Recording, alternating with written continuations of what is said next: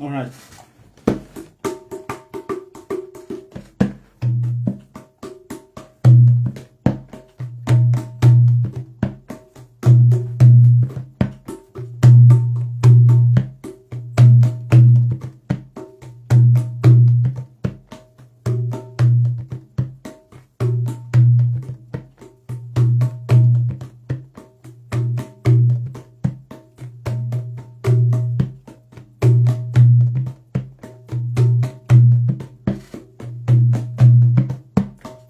Hare Krishna, Hare Krishna, Krishna Krishna, Hare Hare, Hare Rama, Hare Rama, Rama Rama, Hare Hare, Hare Krishna, Hare Krishna, Krishna Krishna, Hare Hare, Hare Rama, Hare Rama, Rama Rama, Hare Hare, Hare Krishna, Hare Krishna, Krishna Krishna, Hare Hare, Hare Rama, Hare Rama, Rama Rama, Hare Hare, Hare Krishna, Hare Krishna,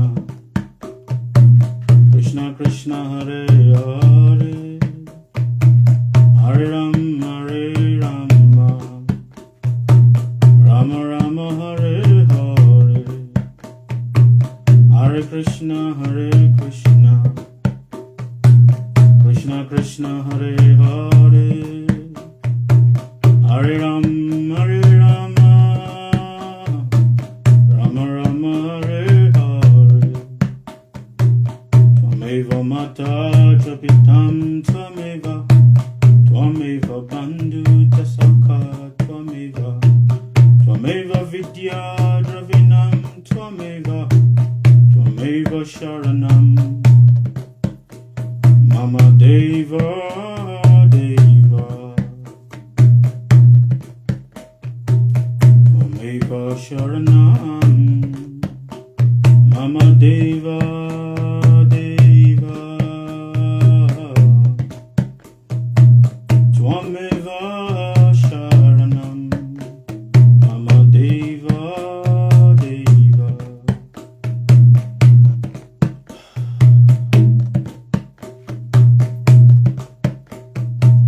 Tvameva Mata cha Pitam Tvameva, Tvameva Bandhu cha Sakha Tvameva, Tvameva Vidya Dravinam Tvameva, Tvameva Sharanam Mama Deva Deva.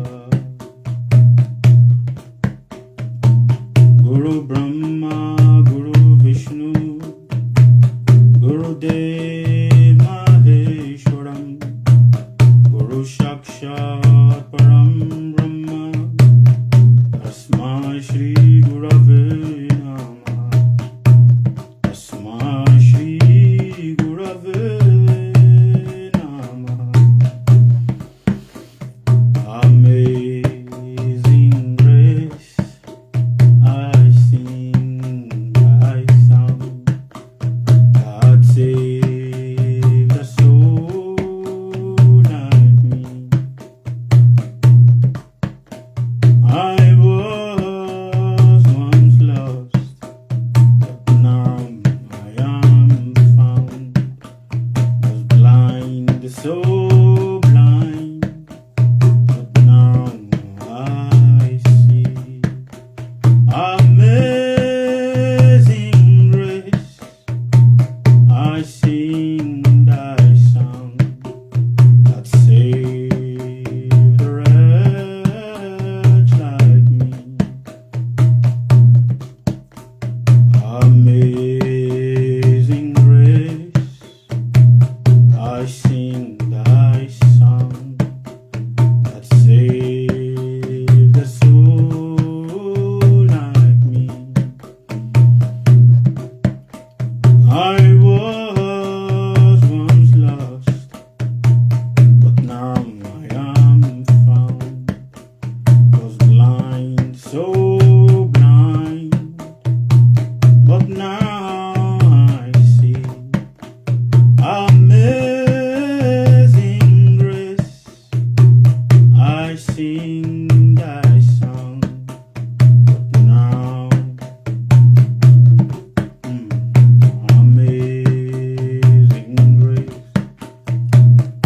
Amazing grace, amazing grace.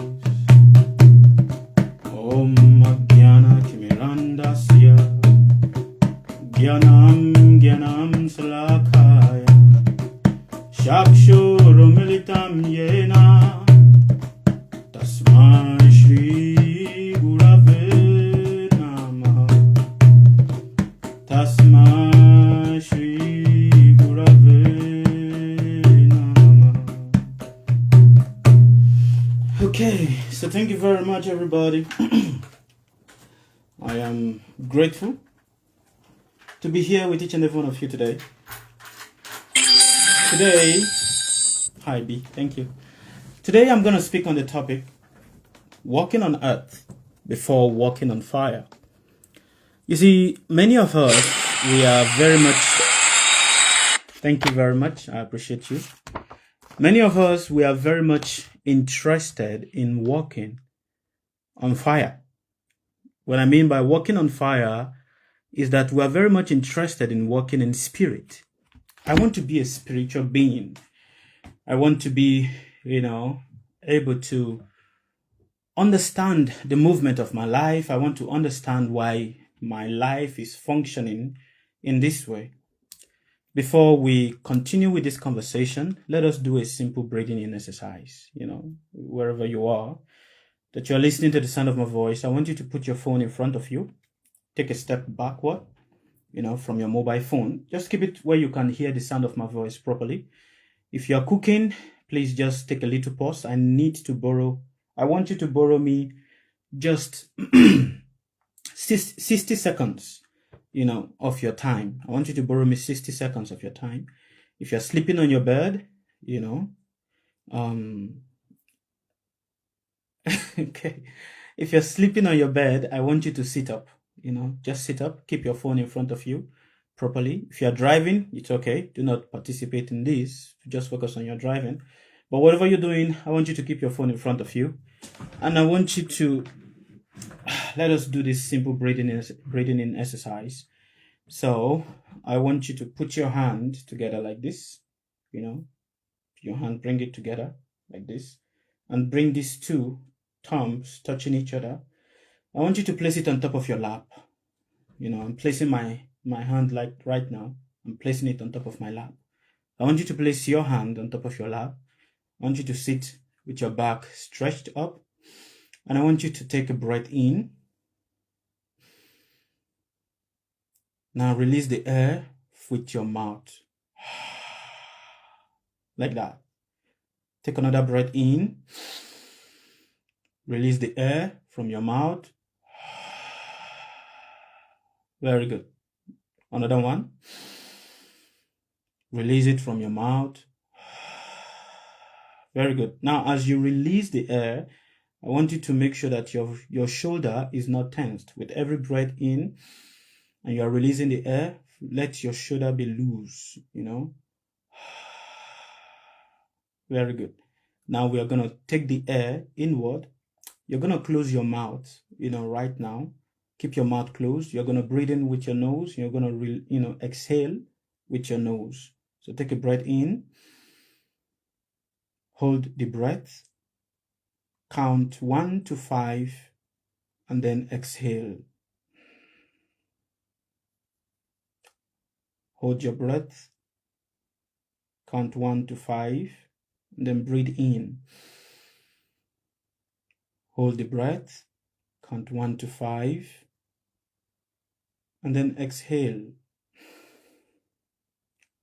When you exhale, hold your breath. Count 1 to 5 and then breathe in again. When you breathe in, hold your breath. Count 1 to 5 and then exhale. Very good. You're doing very nicely. And I'm proud. Thank you very much for participating. Keep doing.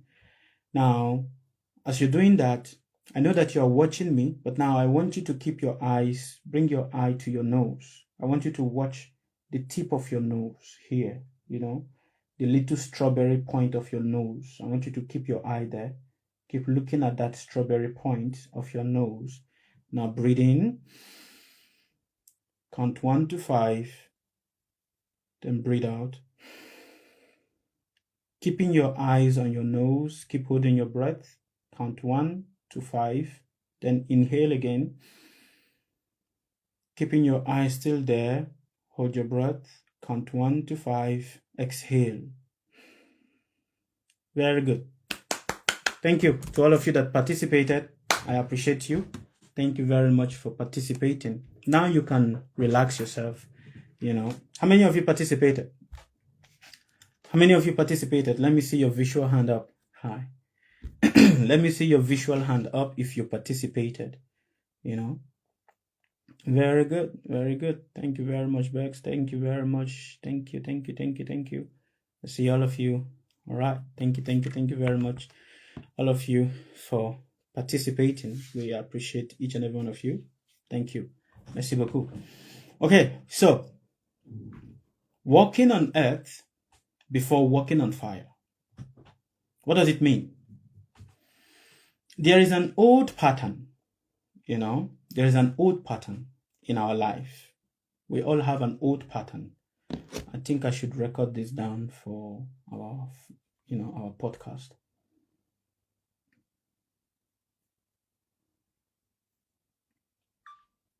There is an old pattern that we have in our life. This old pattern is basically in the mind of the humans, in our mind, as it is.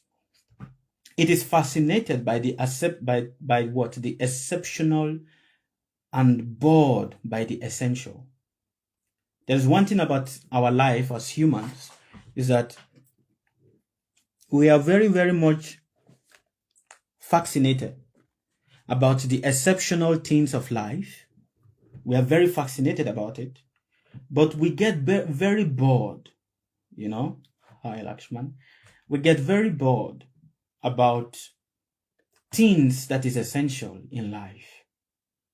We get bored. Why do we get bored by things that is essential? The reason why we get bored by things that is essential is that it is repetitive. We find ourselves always, it is basically what we have to repeat all the time. And because it is what we have to repeat all the time, we don't like it.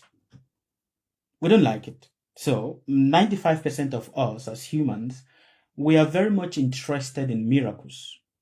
We want to see miracles. We want to see something extraordinary, something exceptional. We want to see a show of miracle. But to see a show of miracle, you must give a discipline, which means that miracles itself does not manifest without a discipline. And that which is the discipline is the essentials of life, which is very boring for us. We want the exceptional things, but we are not comfortable with the exceptions, the essentials of life, which is your daily. Let's say this conversation, we'll call it the conversation of everyday living, because of what use is it to want to fly on the air, but you've not yet learned to walk on earth? And that is basically the conversation that we are having today. Of what use is it that you want to communicate with the divine, you want to have a connection with the divine, you want to see the divine, you want to have an experience of being connected with the divine, but you've not yet learned how to live in unity, in unison with your neighbors. You've not yet learned how to live in unison and in unity with the things that is around you. You've not yet learned how to live in unity with the different essentials of your own life. And because you've not yet learned how to live in unison with all of this, we are very much okay in wanting to live in our head. We are very much okay in wanting to live this, I want to have this, experience of the divine. We want to live in a world of escapism. What I mean by escapism is that we want to live in a world where we are not troubled by responsibilities. We want to live in a world where we are not accountable, or we are not held accountable for anything that we do. But there is no how, whichever way you want to push it, whichever direction you want to pull it, something always holds you accountable. Something. Life always holds you accountable for every situation, for every decision, for every thought, for every actions that you do. And until you start accepting this reality, that no matter how much you try to live your life, no matter how much you try to live a life of, I don't care what people say, I don't care whatever the outcome is going to be, I don't care whatever anybody feels or thinks about me, no matter how much you try to live your life, you are still going to be held accountable. Now, what is going to hold you accountable? It's not God. God will not hold you accountable, but humans will hold you accountable.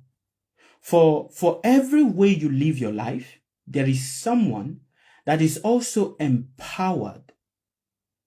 In every way you live your life, there is someone that the universe empowers to be what?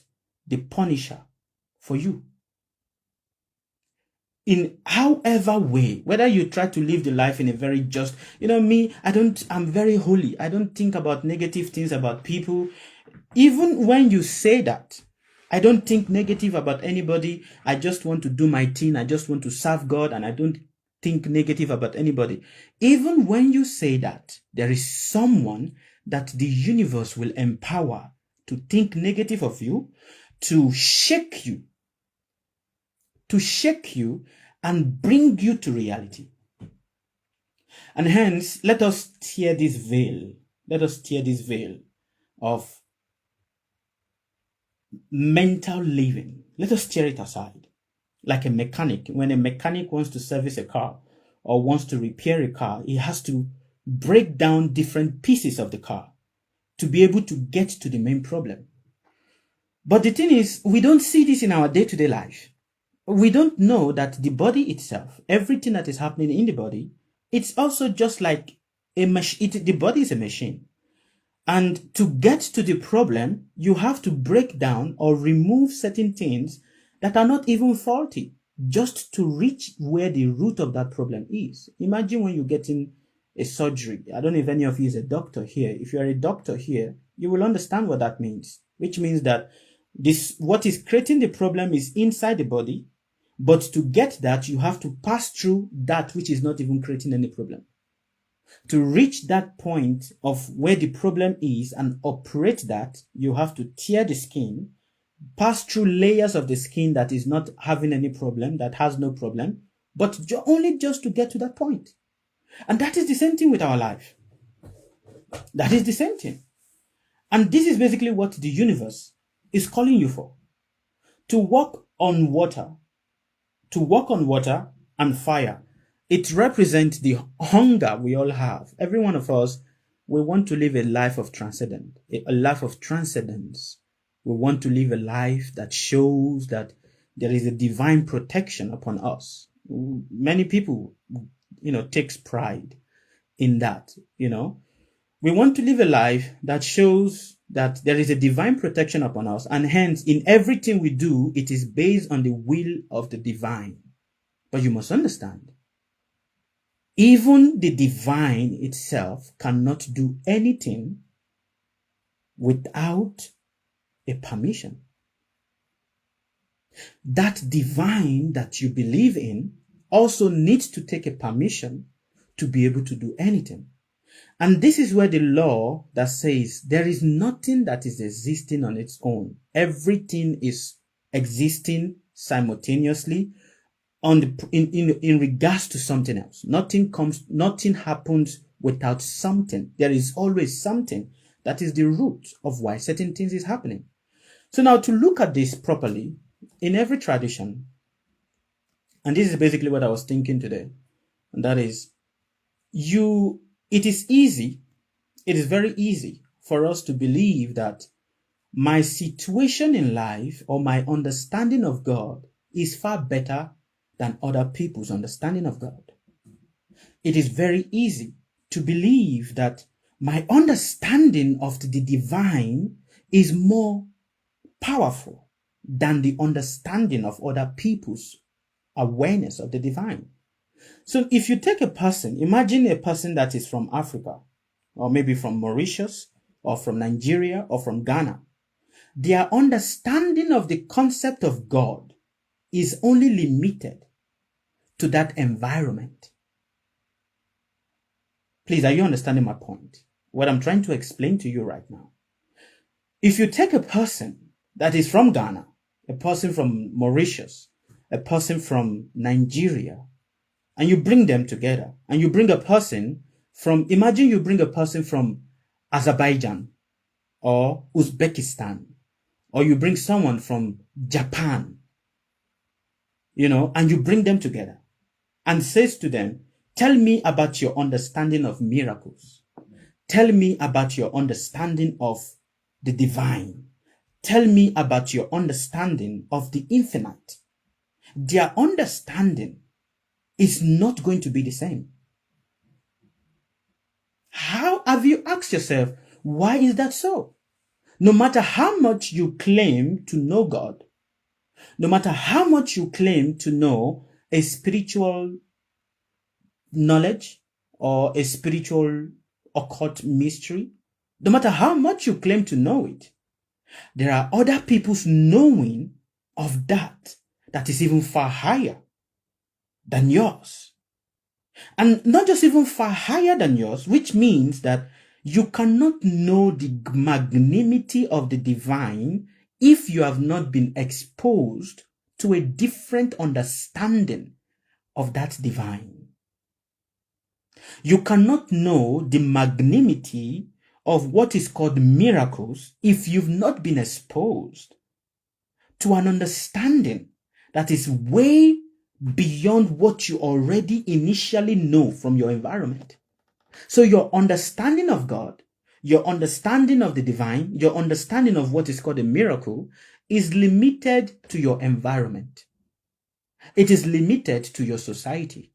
It is limited to the place you find yourself living in. You cannot know the mystery of God or of miracles in connection to other people that resides and live in a different country. You may read about it, but understanding, reading about something is totally different from living or having that experience of it. And hence, no matter how much we try to say, well, I'm a Christian, I'm a Muslim, I'm this, I'm that, no matter how much we try to put ourselves in these areas, even when you read a certain word, you get a certain knowledge from a different land, it has always been observed that you will always add, consciously or unconsciously, your primary understanding, which you got from your natural upbringing. You will always add that to that knowledge that you've gotten.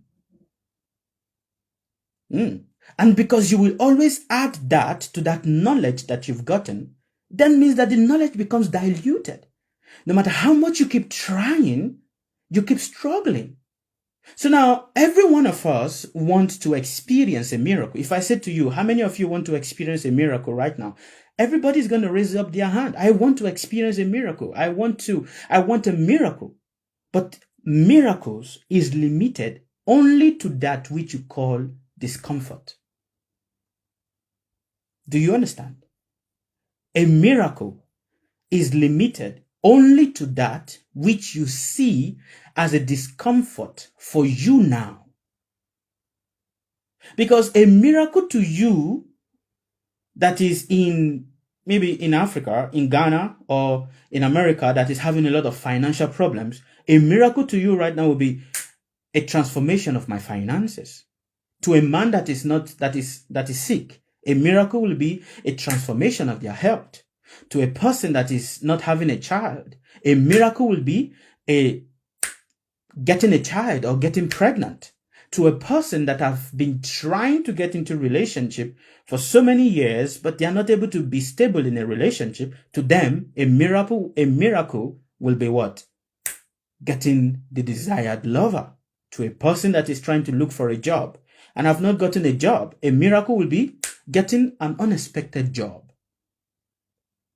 But imagine if a miracle is in dying. Nobody wants a miracle that is in connection of dying. If you want a miracle in connection of dying, raise your hand up. Nobody is going to do that. Nobody will do that. If you want a miracle that is in connection of being sick, raise your hand up. Oh, no. No. No. If you want a miracle that is in connection of you getting into prison, raise your hand up. No, I don't want that. I don't want that. So our understanding of miracles, our understanding of miracles is connected to that which gives us satisfaction. It is never connected to that which gives us what? Dissatisfaction. And the ancient teacher says, this is what it means. Unless you walk on earth, of what use is it in trying to walk on water? To walk on earth is to be able to do what? To see and to accept the dissatisfactions of your life. There is nothing you can do about it. To be able to walk on earth means you are seeing the dissatisfactions of your life. But in the course of studies, there are two forms of studying. The pragmatic form of studying, or you have the empirical form of studying, and then you have the autocratic, forms of studying, where people, want to live in a certain state of imagination. A certain state of imagination. Nothing bad is going to happen to me because I'm a child of God. Now, understand that statement. To a person that lives in Japan, grows up under the tradition of Japan, and grows up with the religious understanding of Japan, how they see life is different. Their perspective of the understanding of God is also different. So, unfortunately,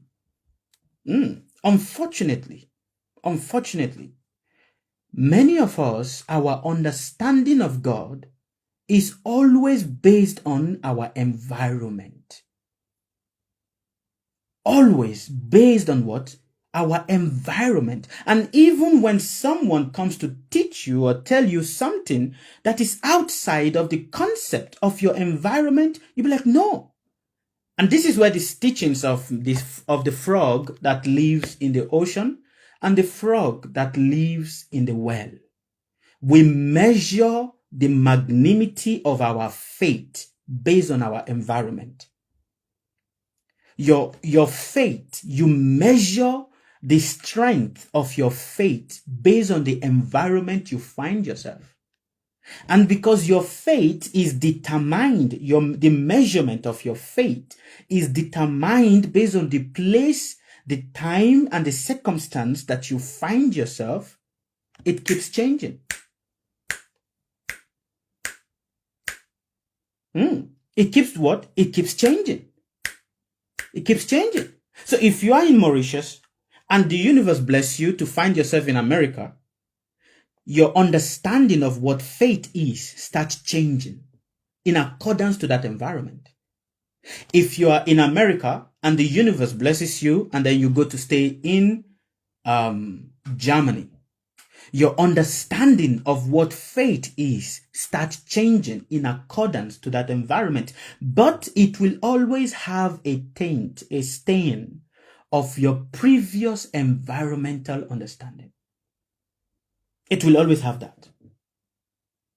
And because it will always have that, the ancient teacher says, true miracle is experiencing the discomforts of your life and not complaining about it.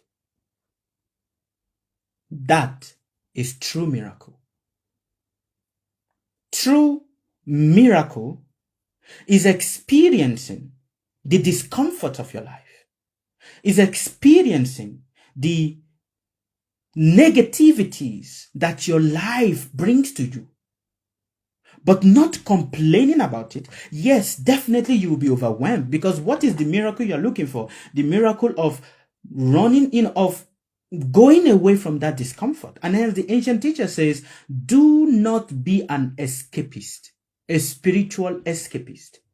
Many of us, in the disguise of worshiping God, we are actually trying to do what? Escape. We are not worshiping God because we understand what God is. No.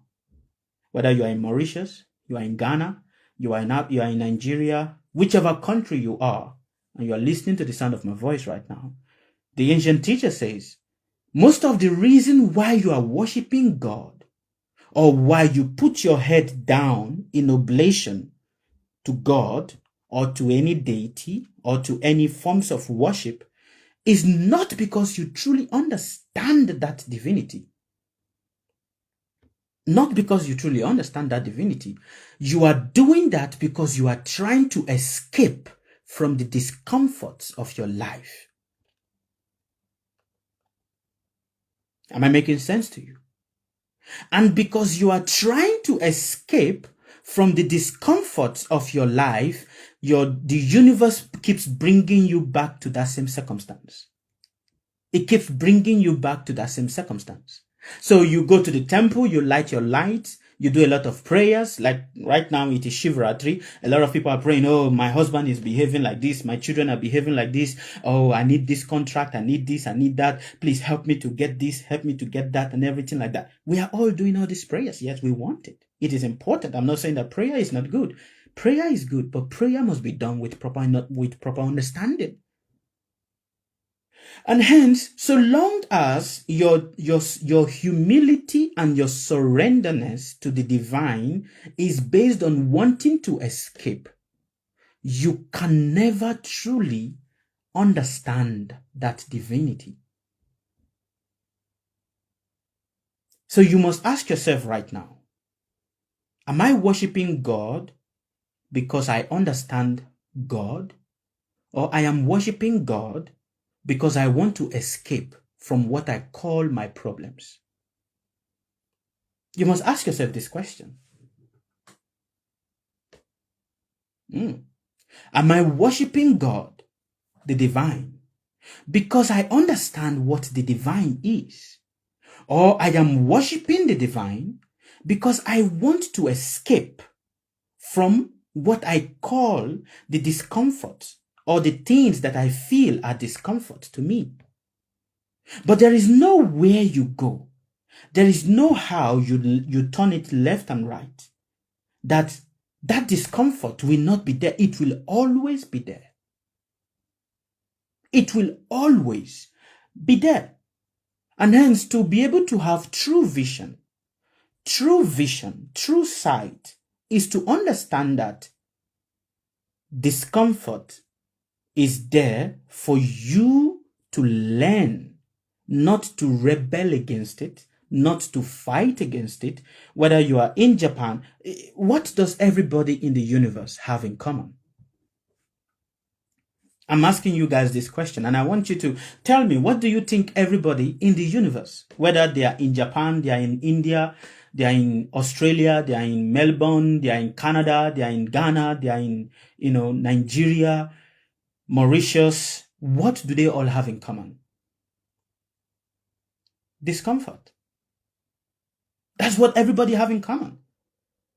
Everyone, in whichever country you are, discomfort, pain, is what everyone have in common. Pain is what everyone, a discomfort, a dissatisfaction, is what we all have in common. We don't have God in common. Do you see that? Amazingly, we don't have God in common. We don't have surrender to the divine in common. We don't. For the different understanding of surrenderness is different to different people according to the society, the environment that they find themselves or they were born into.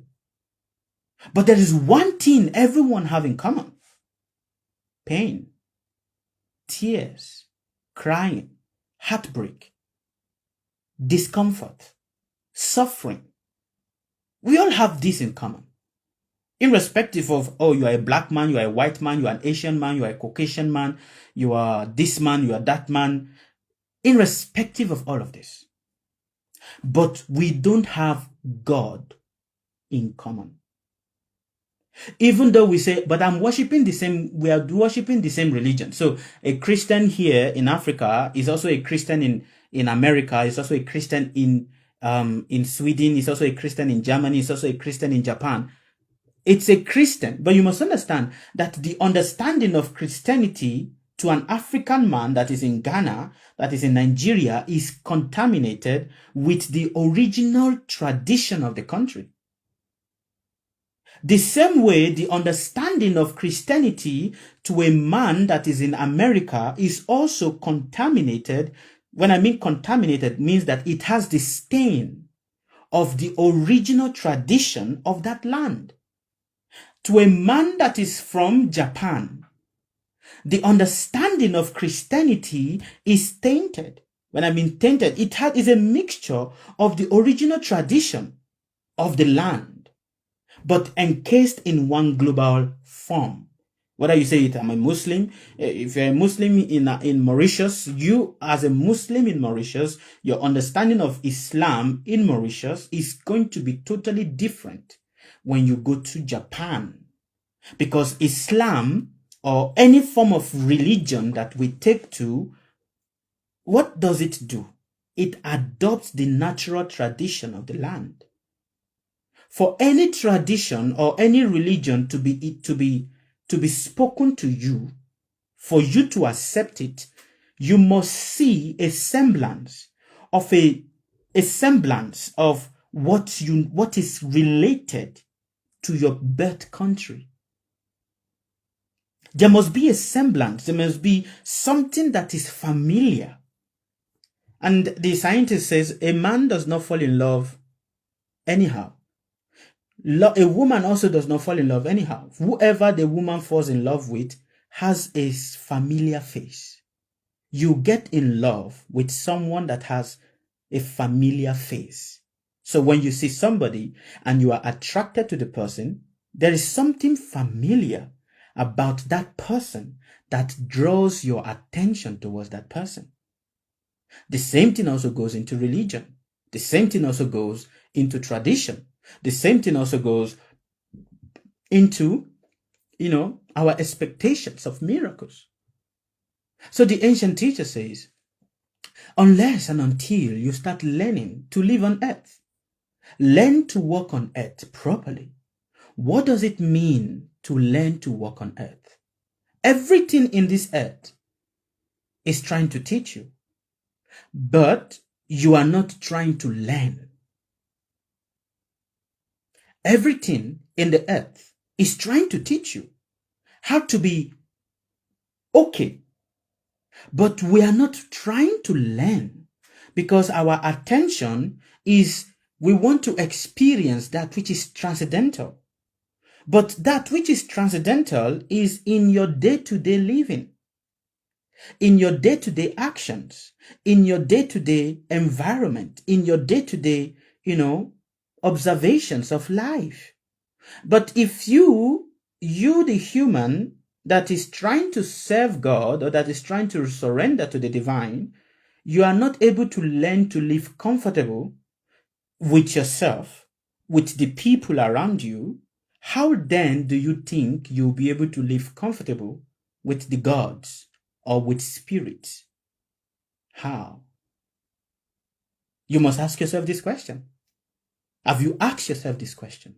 If I have not been able to live comfortable without complaining of the people that is living around me, what is the guarantee that when I finally go to heaven, I am also not going to complain about the people in heaven? Are you understanding? Please, I want you to listen with intelligence, not with emotion. I want you to truly, let us look at it for what it is. If you have not been able to stay without complaining and without being dissatisfied with what people you are seeing are doing, what is the guarantee that when you die and you go to that heaven, everybody wants to go to heaven. Everybody wants to go to the kingdom of God. What is the guarantee that when you get to the kingdom of God, you are also not going to complain about the people that you see there? Now, many of you is going to say, well, but when you are there, you are a spirit. You are a spirit. So everybody is in spirit. And because everybody is in spirit, so there's nothing to complain. No. Actually, the ancient teacher says a man is a god, and a god is a man. Now, many of you be like, what do you mean by that, Sukadeva? What do you mean that a man is a god and a god is a man? What I mean by that, according to the knowledge of the ancient teachers, is that man, human, carries within them the seed of immortality. But the gods don't have immortality. Do you understand what that means? The human carries within him the seed of immortality. But the gods, the different various gods, don't have immortality. They don't have immortality. They cannot live long. Their duration of life is conditioned. But the duration of a man's life is not conditioned. And hence he keeps breaking himself again and again by dying to keep coming back to rectify that which he has done. But a God cannot die again and again and come back to rectify what he has done. He cannot die. But a human can die to come back again and again and rectify. Okay, I did this wrong in the past, so let me rebuild it. Let me pay it back. Let me redo it again so that I can pay off the negative karmas. Pay this karma, accept this debt, take this karma, accept this debt, paying it off. But a God is fixed. He can't. For him to do that, he has to come to the earth. And hence, the ancient teacher says, until you demand, and basically, what is it that all the teachers of all traditions have come to teach you? Have come to teach us. They basically come to teach us how to walk the earth, not how to walk on water, not how to walk on fire, not how to walk on the air. Many of us, it would be nice if we walk on the air. And we're walking on the air and we go, oh my God, look at this man. He's walking on the air. Wow. Look at this man walking on the air. Everybody will gather around. But guess what? When people see you walking on the air or walking on water, they gather around not to understand how you are walking on water. They gather around for two things. What is that? To criticize why you are walking on water. Second, to make you into a wish-fulfilling tree. Do you understand what that means? To make you into a wish-fulfilling tree, which means you become that which provides what they lack for them. And that is why the ancient teachers, and when you see when you hear about the many saints that have ever lived on the surface of the earth, when you hear about the many teachers that have ever come to this earth to teach people, they didn't come to teach you anything extraordinary. They didn't come to teach you anything extraordinary. They basically come to teach you how to live in harmony with everybody, how to live in harmony with the earth, how to live in harmony with everything that is your suffering, how to live in harmony with your discomfort. So a true miracle is not the ending of your discomfort. A true miracle is the proper understanding of your discomfort, the proper understanding of why you are suffering, of your suffering, the proper understanding that your suffering is there. There is nothing you can do about it. There is nowhere you're going to go that you are not going to meet it. But guess what? In everywhere you go, you will meet a different God.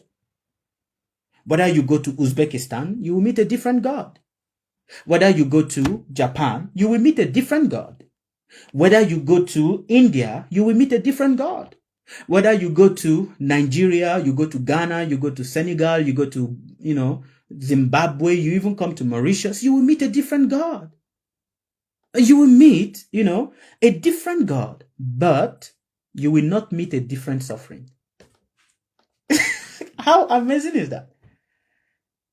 You will meet a different God, you will meet a different way of worshiping God, but you will never meet a different form of suffering. You will never meet a different form of discomfort. The discomfort are always the same.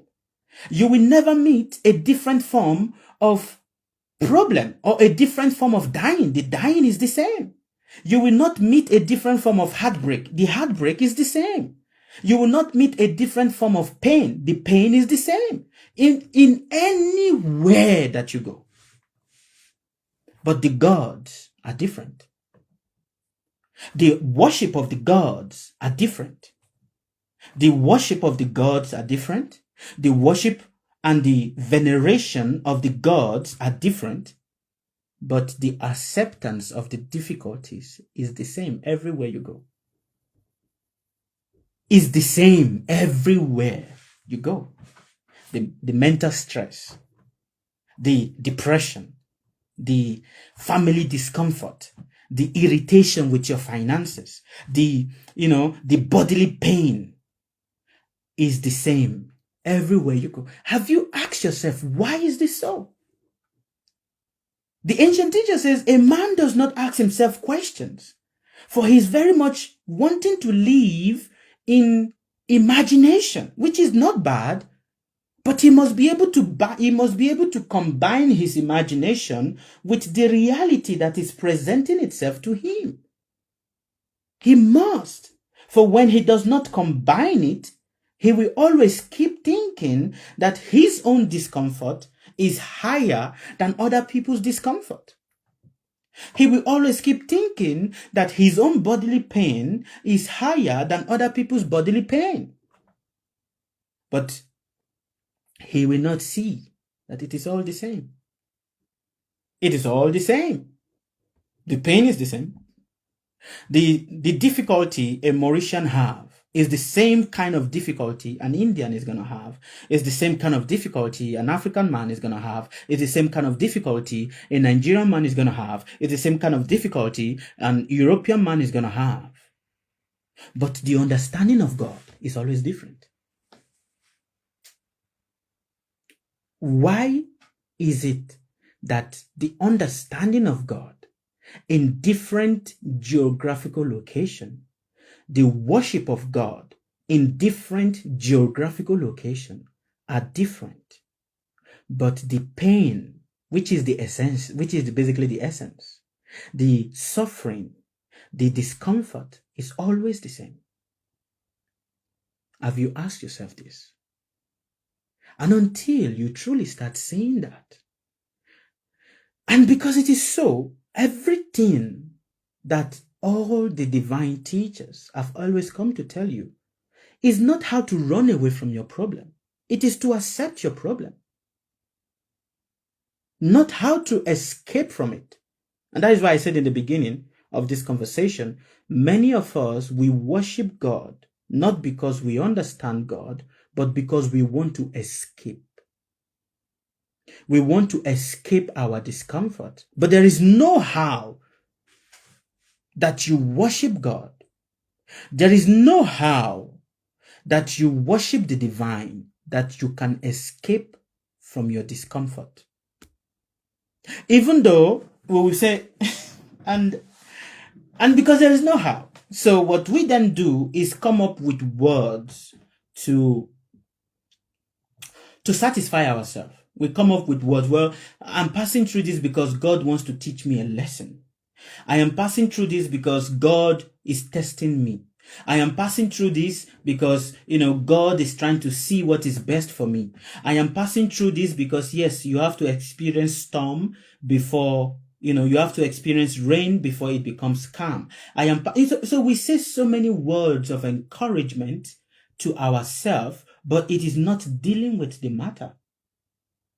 It is not seeing the matter. It is still another form of escapism.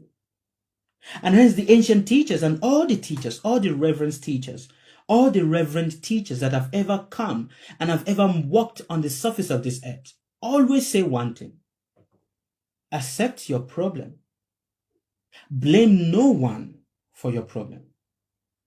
Blame nothing, not even God should you blame to be responsible for your difficulty. Are you understanding? All the ancient teachers, I've always said this: blame no one to be responsible for your difficulty. Not even God. Not even, but my life will have been better if not because of this person. You must blame nobody. For the day you stop blaming people, the day you stop looking for someone to blame and using that blame as a means of escaping, as a means, of escaping, that day, so long as you keep blaming people, you will never get free of that problem. But the day you stop blaming people and you stop using people as a means to escape while you are passing through your difficulty, that day your life starts becoming more peaceful. And like I've said too many times, peace is not the absence of problem. Peace is the presence of problem. For there is no, so long as you are alive, till you die, dying, what is life itself? Life is a couple of thousands of breaths.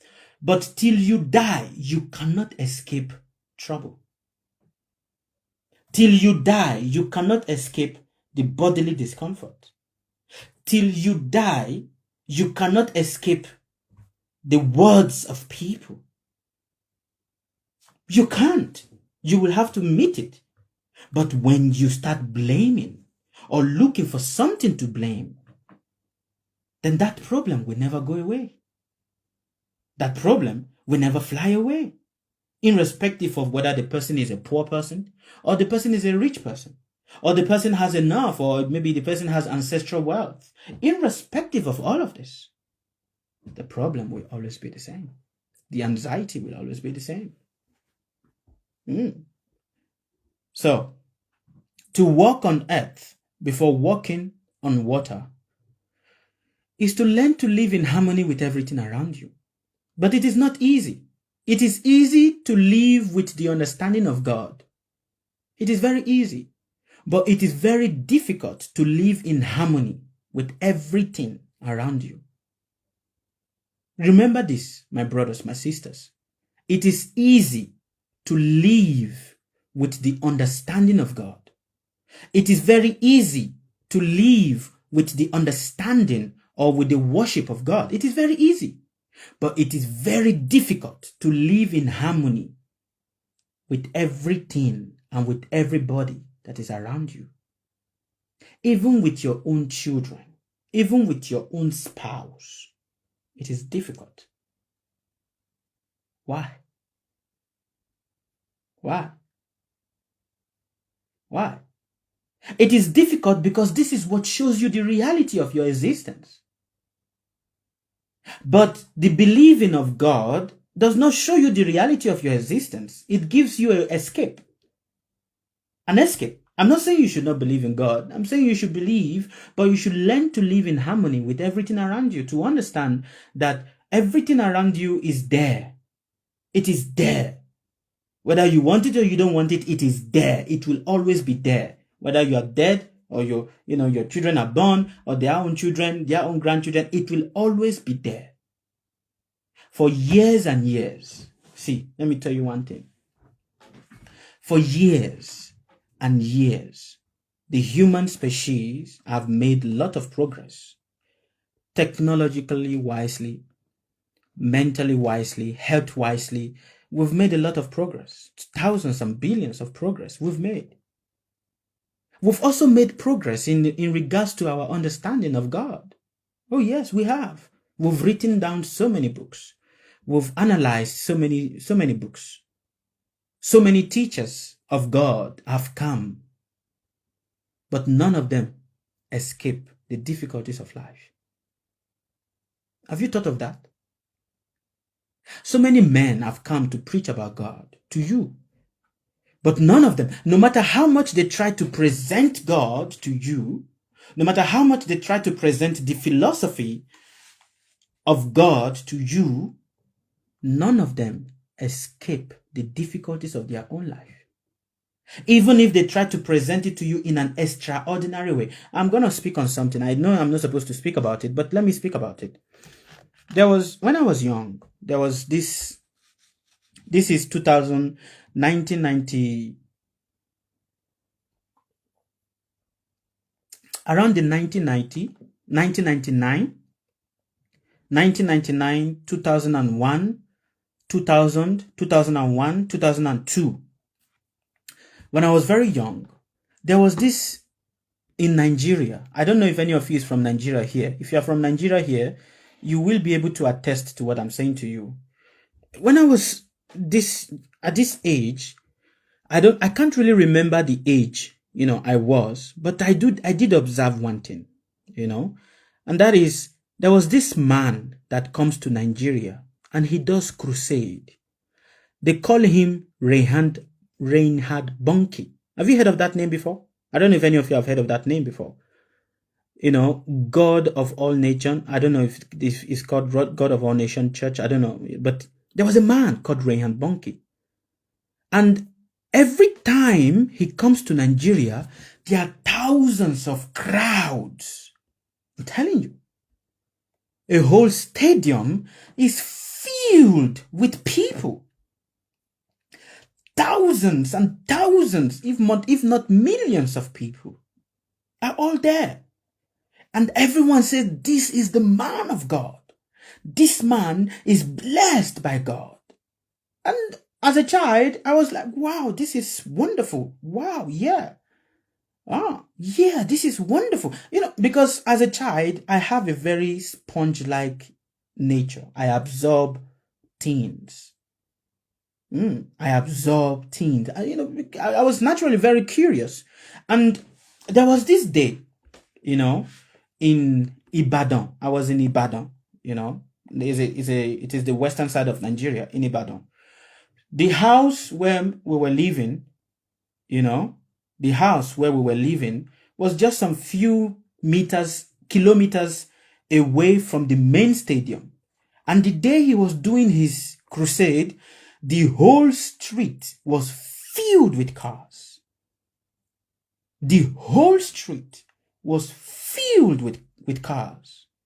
And being filled with cars, everybody say they are here to experience the divine. They want to experience God.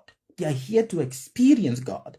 They are here to see God in manifestation. If God ever manifested, if God ever lived, it is through this man.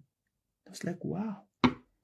And my auntie, I was with my aunties then. My aunties are very ardent Christians. My auntie, especially the one that, came after my father, very ardent Christians. And she used to tell me, this man, this is the prophet of God. And God is using him so mightily. And I was very much impressed by that. But then when I was growing, after some years, there's this question that always pop up in my head. And that is, so what happens to these people after the crusade is over? I always ask this question. I don't know why, but it always pop in my head. So what happens to these people after the crusade is over? Because what it means that, you are coming to experience God, which means that after experiencing God, your circumstances should not be the same. The people around you should not be the same. I don't know if you guys understand what I'm trying to explain to you. There should be a totally different transformation, that should happen. But then what happens with these people, these thousands and crowds of people, after they have that meeting with Reinhard Bonnke? What happens to them? Do they still see their enemies as the same? Do they still see their illnesses as the same? Do they still see their heartbreaks, whatever heartbreak they have? Do they still see their heartbreaks as the same? Do they still see their mental frustrations as the same? Do they still see their bodily pains as the same? What happens after the crusade? I always ask my auntie this question, but my auntie always like, shush, you this boy, shush, shush. And fortunately, in many of the states that I have gone, I have always seen. The last time I saw a signboard about Reinhard Bonnke was in 2012 or 2013 in Togo. While I was traveling to Togo, I was going to Ghana. Then I saw a big billboard that he's coming. But over the years, the turnoff and the turnout of people start reducing. And in so many crusades also that I have seen, many men of God organize.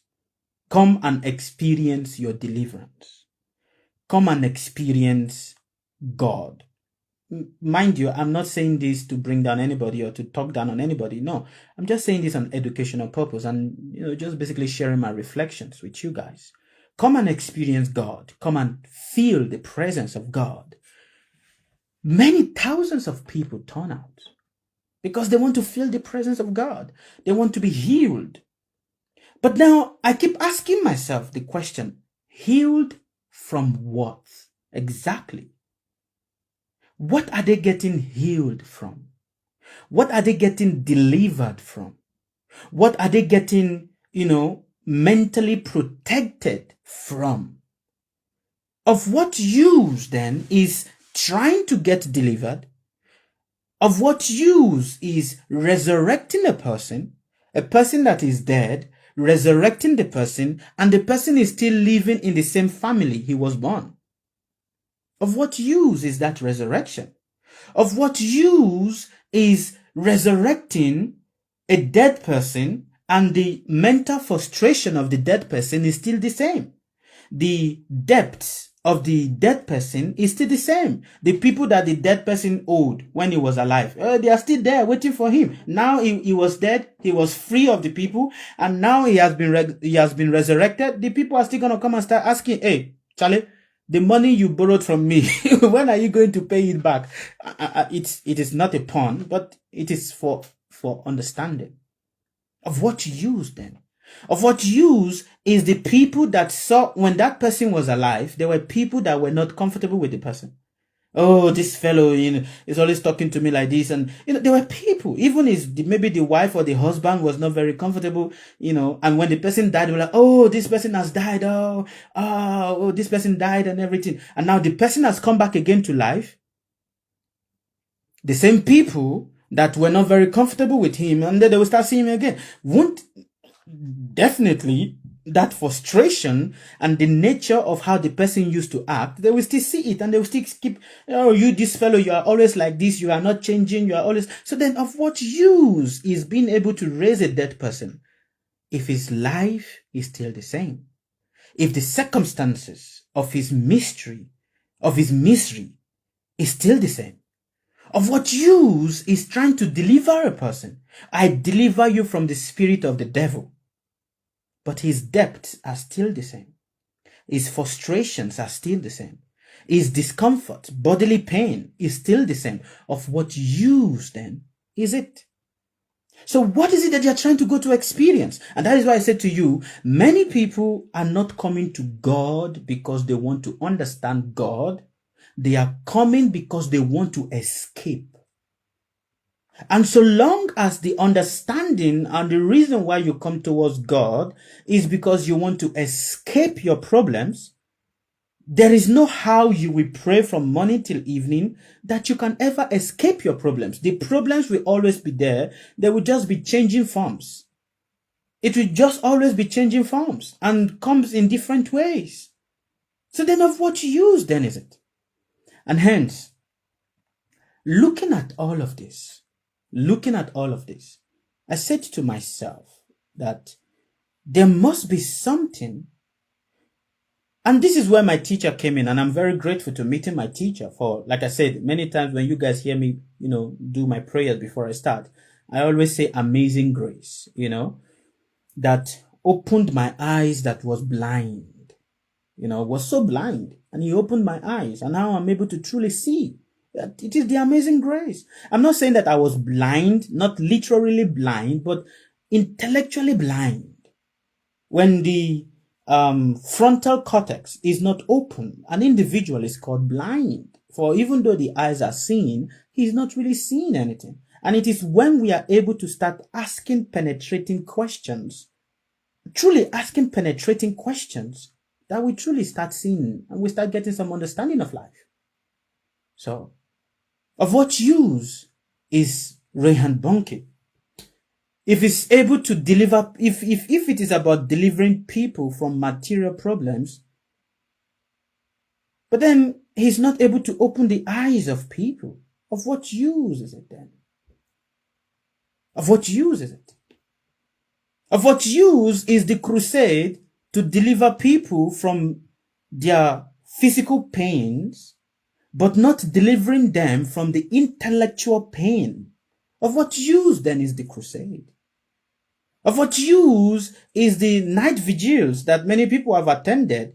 I want to be free from my difficulties, and of what use is it if it is to free you from the difficulty that will just transform into something else later on, and still you have to go back again because God has delivered me from that difficulty, but now another difficulty is arising. Of what use is it if you have not yet truly understand the concept of what the divine is for?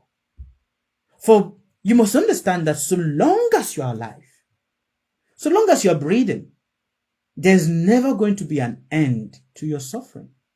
Now, many of you be like, no, I reject it. I don't like it. Oh, there's nothing to reject. There's nothing to reject. There's no how you're going to reject it. For suffering, problems is the natural nature. It is the inheritance of everybody. To truly live a life is to be in unison. To be in what? In unison with whatever difficulties of your life. Now I'm saying this, I know that some of you that are listening to me, some of you are in Mauritius, and because some of you are in Mauritius, you are fasting for Mahashivaratri. Many of you are doing fastings right now, and many of you are planning to go to the holy sites. Oh, I need to go to this holy site and go to these holy places to purify and take away my problems. Your problems are not going to go away. Year after year, it will just become something different. So to truly be able to understand the divine is to be able to live in unison, not complaining about your problem, not trying to use God as a means to escape. For there is no escape. There is no escape. It is to understand it and be contented with it. For the day you start becoming contented with it, not blaming someone, not looking for someone to blame, but just being contented, that day is actually the beginning of a true awakening. All right. Thank you very much for your time. The universe bless and strengthen you. Sorry I took too long, but yeah, this is the point. Of what use is trying to walk on water when you've not yet learned to walk on earth? It makes no sense. Makes no sense. To truly be able to walk on water, first learn to walk on earth. And you must learn to walk on it properly. To walk on earth is to be in unison. But if you've not been in unison with people, You still think, oh, this man don't like me. Let me do prayer so that he start liking me. Or this woman don't like me. Oh, I'm having problem with my work. My work is very slow. Let me do prayer so that my work will start moving quicker. Then you've not yet understood the divine. You've not yet understood the divine, and you cannot understand the divine. Not yet. Okay, thank you. I'm open to your questions now. Please ask me your question, and goodbye to everybody here on Facebook. Merci. Ciao.